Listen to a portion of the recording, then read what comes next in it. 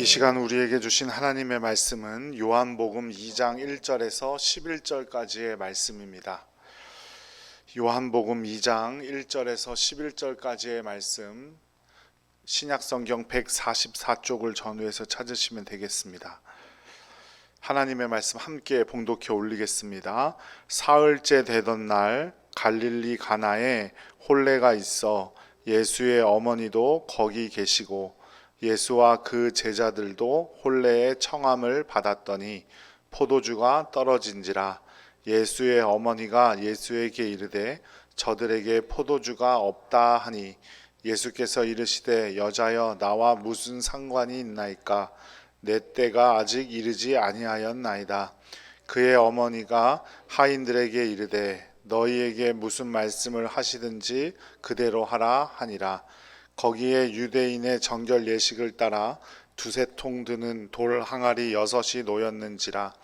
예수께서 그들에게 이르시되 항아리에 물을 채우라 하신즉 아기까지 채우니 이제는 떠서 연회장에게 갖다 주라 하시매 갖다 주었더니 연회장은 물로 된 포도주를 맛보고도 어디서 났는지 알지 못하되 물떠온 하인들은 알더라. 연회장이 신랑을 불러 말하되 사람마다 먼저 좋은 포도주를 내고 취한 후에 낮은 것을 내거늘 그대는 지금까지 좋은 포도주를 두었도다 하니라. 예수께서 이 첫 표적을 갈릴리 가나에서 행하여 그의 영광을 나타내심에 제자들이 그를 믿으니라. 아멘. 할렐루야. 오늘이 바로 그날이네요. 예수님 다시 오신다는 그날, 수요일 저녁 비 오는 저녁 늦은 예배 드리는 날, 또 어떤 목사님들은 비 오는 금요 기도의 날이라고도 하시는데 오늘이 그날입니다. 비 오는데 예배당으로 걸음하신 모든 복된 성도님들 축복하고 또 온라인으로 예배 드리는 모든 분들도 환영합니다. 우리 옆에 분들과 함께 인사 나누겠습니다. 사랑합니다. 축복합니다. 잘 오셨습니다. 요한복음에서는 예수님이 행하신 많은 기적들 중에 특별하게 7개를 소개를 하고 있는데요. 그 중에 가장 첫 번째로 행하신 기적이 바로 오늘 본문의 기적 이야기, 가나의 혼인잔치 이야기입니다. 가장 먼저 이야기는 어떤 날로부터 3일째 되던 날이라고 했습니다. 3일째 되던 날, 어떤 일부터 3일째 되던 날이었을까요? 예수님께서 제자들을 부르신 후 3일째 되던 날이었습니다. 가나라는 곳은 나사렛에서 그리 멀지 않은 작은 마을이었는데 이스라엘 성지순례를 가시면 가나를 방문하게 된대요. 저도 이스라엘 성지순례는 가보지 않아서 모르겠어요.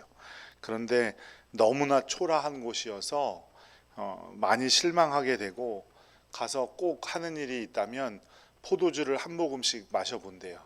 그런 일을 하고 돌아오는 곳이 바로 이 가나라는 곳입니다. 하지만 예수님께서 물로 포도주를 만든 이 사건은 절대로 초라하거나 작은 의미의 사건이 아닙니다. 오늘 말씀의 제목처럼 변화의 시작, 즉 새로운 하나님의 나라를 향한 첫 번째 발걸음, 그리고 죄인된 인생에서 하나님의 자녀로서의 변화가 누구로 가능하다는 것을 보여줄까요? 예수님을 통해서 가능하다는 것이고, 예수님을 어떻게 해야 된다고요? 어떻게 해야 가능하겠어요? 예수님을 믿어야 가능하다는 것을 보여주는 너무나 중요한 사건입니다. 그래서 제자들의 변화, 그래서 제자들을 선택하신 후 3일 후에 이런 기적을 보여주신 겁니다. 그래서 예수님께서는 누구인지도 모르는 작고 초라한 도시였던 가나의 혼인잔치에 참석하게 됩니다.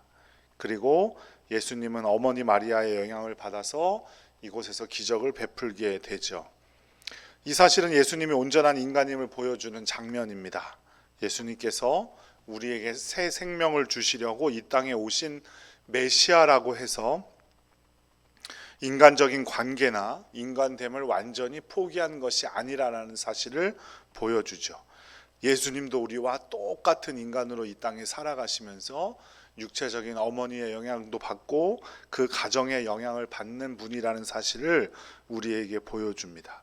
우리의 신앙도 마찬가지여서 가정을 이루고 부모와 자녀 관계를 이루어야 합니다. 그리스도인은 그 관계에서 완전함을 이루도록 노력해야 하는 사람들입니다.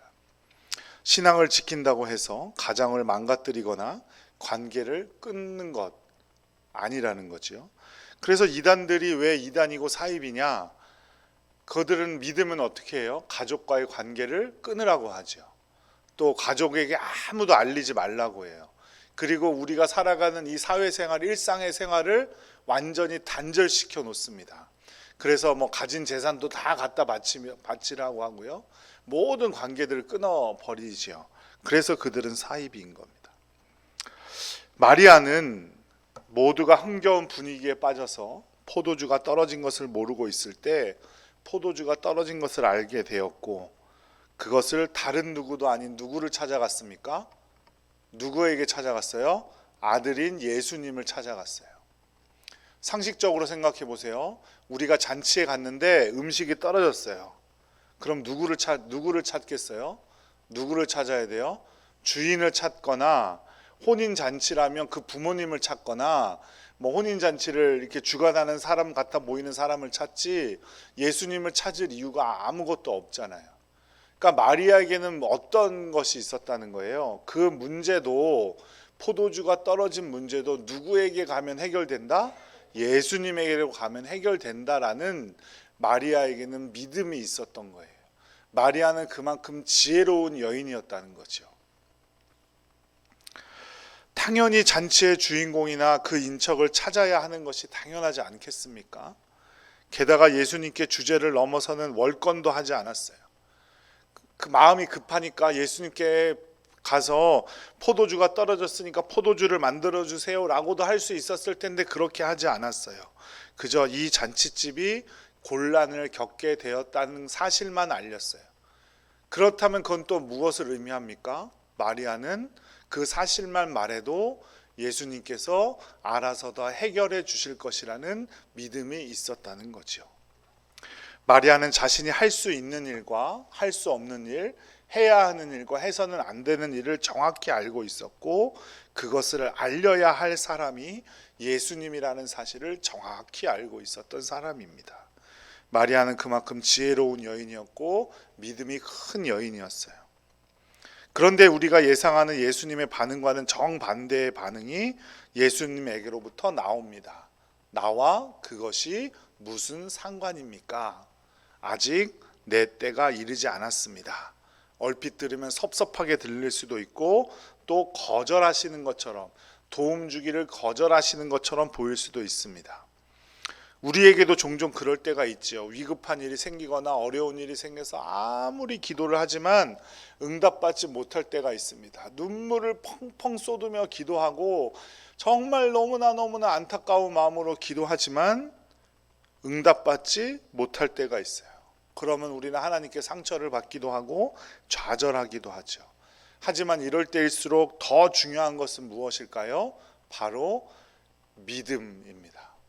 나의 문제가 하나님 앞에선 아무것도 아니라는 믿음, 하나님께서 반드시 이루어 주실 것이라는 믿음, 그런 사람은 반드시 기적을 맛보게 될 줄로 믿습니다. 기적보다 중요한 건 우리에게 믿음이 있는가 아닌가 하는 거죠. 마태복음 15장에 보면 가나안 여인이 귀신 들린 딸을 데리고 와서 예수님께 고쳐달라고 하는 장면이 나옵니다. 그때 예수님께서 마치 거절하시는 듯한 말씀을 하시죠. 나는 이스라엘 집에 잃어버린 양들 외에는 보냄을 받지 않았다.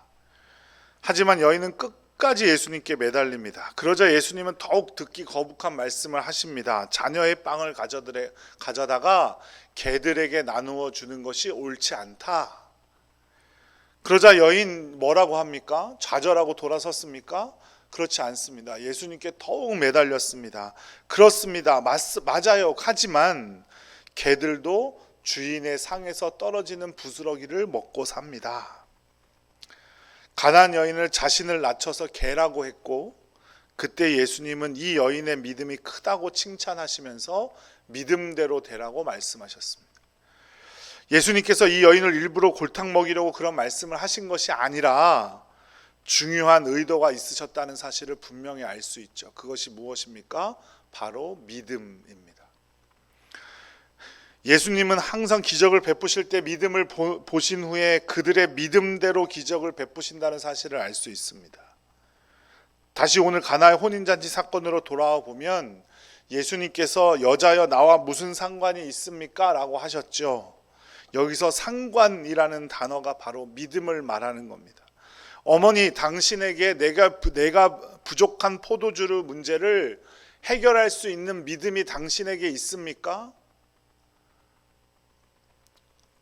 예수님은 그렇게 다시 묻고 계신 것입니다. 나랑 아무런 상관도 없는 집인데 내가 왜 해줍니까가 아니라 어머니 당신께 내가 부족한 포도주를 채워줄 것이라는 믿음이 있습니까? 모든 문제는 사람에게 있는 것이지 하나님께 있는 것이 아닙니다. 문제와 어려움이 없는 사람은 아무도 없어요. 다 어려움이 있고 문제가 있죠. 하지만 그럼에도 불구하고 그 어려움과 문제들을 해결할 능력이 예수님께 있다는 사실을 끝까지 신실하게 믿는 사람과 아닌 사람이 있을 뿐이지 모든 문제와 어려움은 어느 집안에나 있습니다. 우리는 병에 걸리면 그것을 고쳐달라고 예수님께 구하지만 정말 믿음을 가지고 있는가 하는 문제는 우리가 점검해 보아야 할 문제입니다. 기적은 하나님 앞에서 아무런 문제가 되지 않습니다. 하나님께 병 고치는 게 문제가 될까요? 하나님께 걷지 못하는 자가 걷는 것이 문제가 될까요? 어려운 일일까요? 하나님께 정말 고심해야 할 일일까요? 그렇지 않습니다. 중요한 것은 우리에게 믿음이 있느냐 하는 것이죠. 그 사실을 알아들은 어머니는 어머니 마리아는 뭐라고 합니까? 예수님께 다시 말 한마디도 하지 않고 하인들에게 찾아가 이렇게 말합니다. 2장 5절 말씀 함께 읽어볼게요. 그의 어머니가 하인들에게 이르되 너희에게 무슨 말씀을 하시든지 그대로 하라 하니라. 마리아는 문제의 핵심을 분명히 알고 있었습니다. 포도주가 떨어지고 안 떨어지고 그들과 내가 친하고 안 친하고의 문제가 아니라 이 문제는 이 포도주가 떨어진 문제를 해결할 능력이 예수님께 있다는 사실을 믿고 예수님께서 해주실 것이라는 것을 믿고 있느냐 아니냐 하는 것을 사실이라는 것을 너무 잘 알고 있었어요. 그래서 예수님께 두 마디도 하지 않고 하인들에게 가서 이렇게 말하는 겁니다. 무슨 말씀을 하시든지 그대로 해라.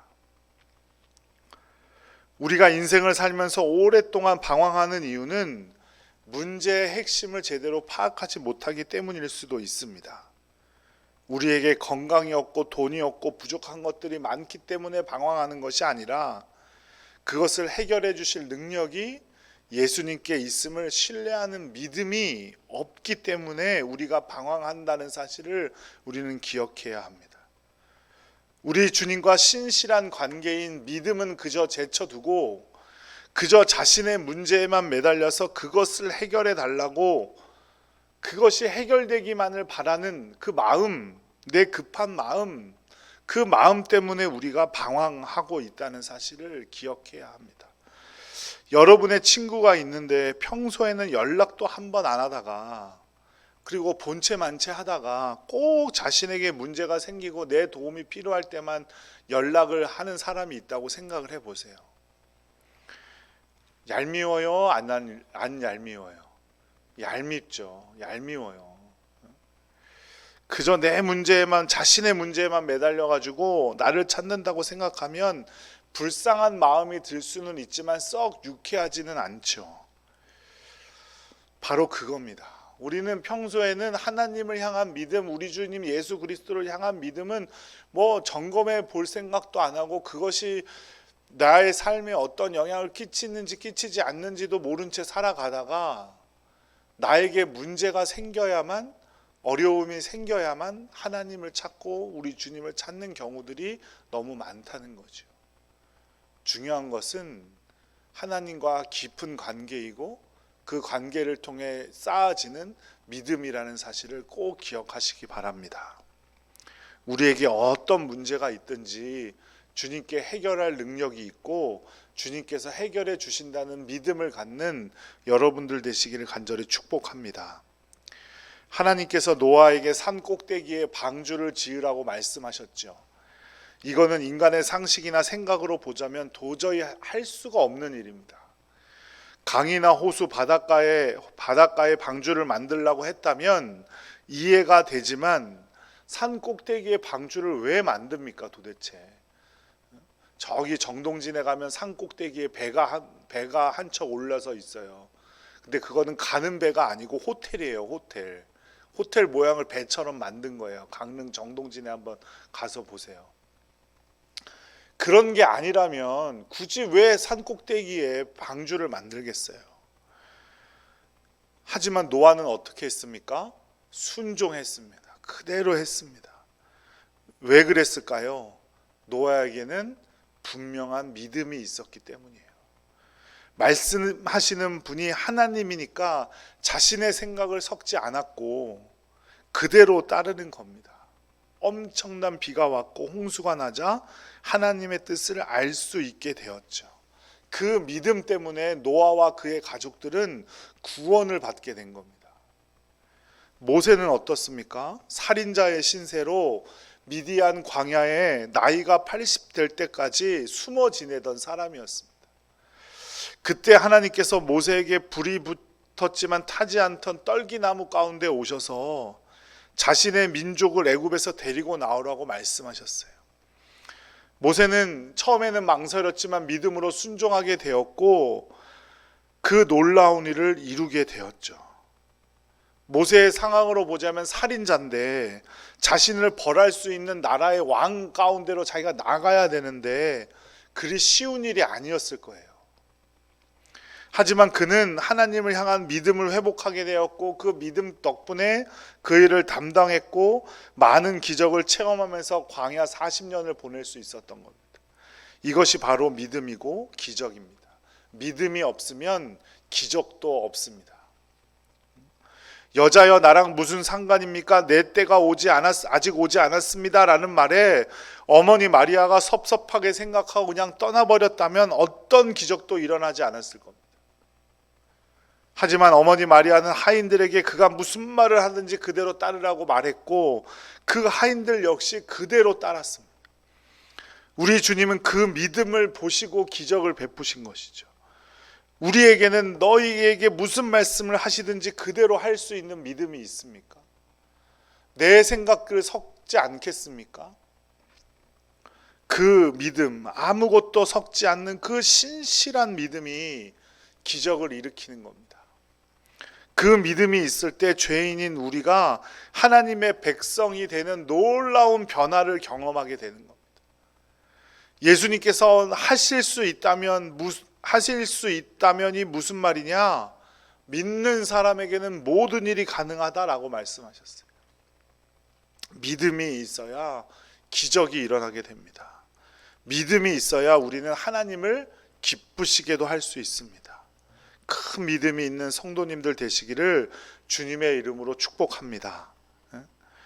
예수님은 손과 발을 씻기 위해 준비해 놓은 6개의 항아리를 보시고 그 항아리에 물을 채우라고 하인들에게 말씀하셨습니다.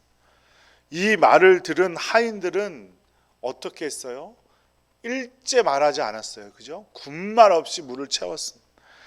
그것도 그냥 적당히 채운 게 아니라 아기까지 채웠대요. 넘치도록 채웠다 이 말입니다. 아마 예수님이 항아리에 물을 채우라고 하실 때 세 부류의 사람으로 나눠질 겁니다. 속으로는 투덜투덜 대면서 이걸 왜 채우라고 하는 거야 하면서 적당히 채우는 사람들이 있겠죠. 둘째는 채우지도 않고 무시하는 사람이 있을 겁니다. 세 번째는 조용히 물을 가득 채우는 사람이 있을 겁니다. 여러분은 어떤 사람이신 것 같아요? 여러분은 어떤 믿음을 가지고 계십니까? 적당히 하시는 사람 같으세요? 아니면 아예 하지도 않으실 것 같으세요?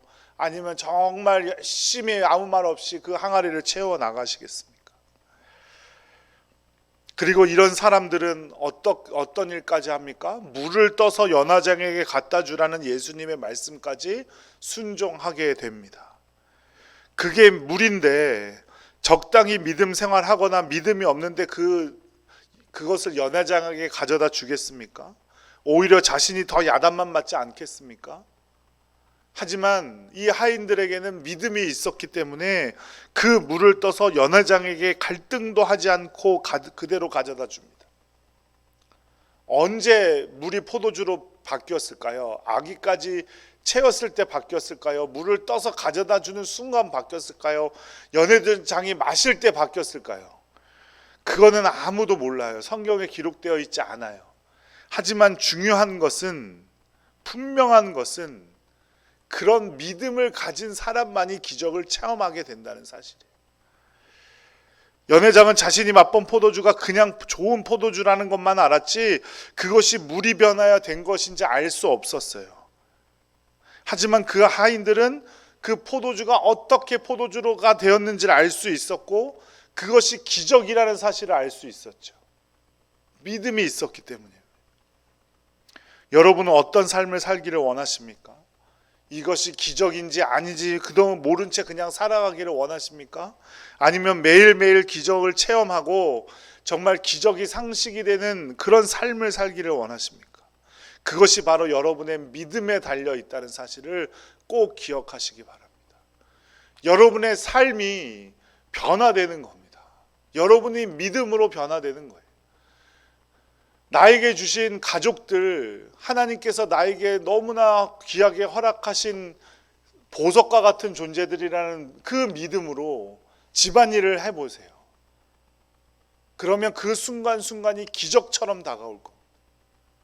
그 전과는 다르게 그저 또 아침은 뭐 먹나, 저녁은 뭐 먹나, 점심은 뭐 먹나, 이게 맨날 삼시세끼 밥 차리기도 힘들구나 이러면서 밥을 차리는 거랑 정말 귀한 사람들, 우리 자녀들, 우리 남편, 또 우리 배우자 함께 밥을 차리는 거랑 그 순간순간이 다르지 않겠습니까? 그것이 바로 변화인 것이고 그것이 바로 그리스도인들이 가져야 할 삶의 시작이라는 거예요. 그것이 바로 기적입니다.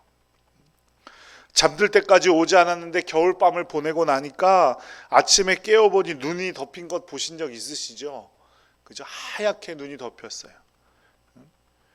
그 눈은 밤새도록 내리고 쌓여서 그런 장관을 만들어낸 거지. 하루아침에 탁 했다고 하루아침에 착 하얗게 되는 게 아니잖아요. 그죠?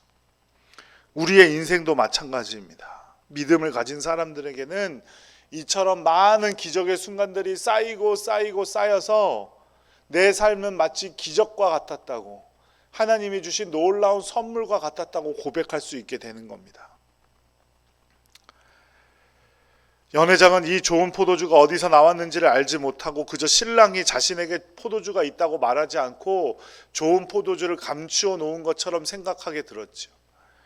하지만 믿음이 있었던 하인들은 놀라운 기적임을 체험할 수 있었던 겁니다. 그 체험이 무엇 때문입니까? 믿음 때문이었다는 사실을 꼭 기억하시기 바랍니다. 같은 포도주를 맛볼 수 있더라도 기적과 같은 그 기적으로 맛보는 포도주와 그저 우연처럼 신랑이 좋은 사람이었기 때문에 맛보는 포도주의 맛은 전혀 다를 겁니다. 사랑하는 여러분, 우리의 삶에 날마다 풍성한 기적이 이어지기를 간절히 축원합니다. 과거의 상처나 패배의식, 또 죄책감 등에 사로잡혀서 믿음으로 내 삶을 바라보지 못하고 인간적인 시선으로 우리의 삶을 바라보지 않기를 바라요. 그런 부정적인 생각에 사로잡히면 우리는 기적을 평생토록 체험할 수 없습니다. 좋은 기회와 은사를 볼 수 없게 되죠. 그런 삶에서 변화되어야 합니다.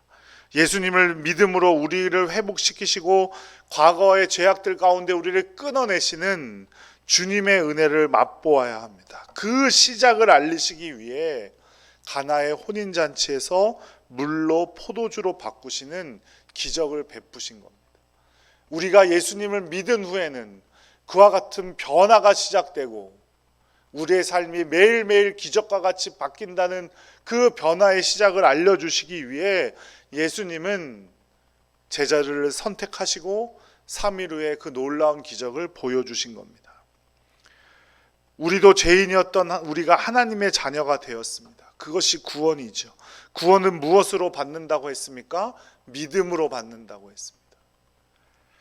단순히 인격이 성숙되고 양심이 깨끗하게 된 것이 아니라 죄인에서 의인으로 완전한 변화입니다. 그 놀라운 기적이 믿음으로 가능한 겁니다.